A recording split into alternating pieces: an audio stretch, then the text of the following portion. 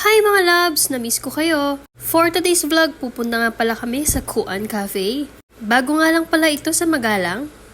Sa sobrang excited ni Zion, ayan, nauna pa nga siya dyan. Actually, biglaan lang yan. Tingnan mo nga, nakapambahay lang kami. Sobrang ganda at nakaka-relax nga yung place nila dito.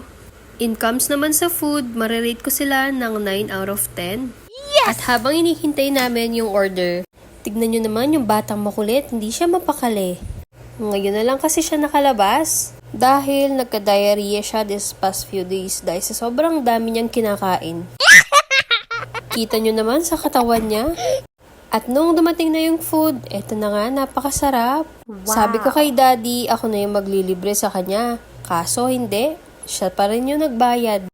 Sobrang nag-enjoy nga si Zion sa food niya. Ayaw pa nga niyang umuwi kaso late na. Located nga pala ito sa San Nicolas 1, katabi lang siya ng Shempo at McDo. Try nyo dito yung dark mocha frappuccino nila. Grabe, sobrang sarap. Open sila 11 AM to 11 PM. Oh, hindi sponsored yan ha. Nag-enjoy lang talaga ako. Okay, bye!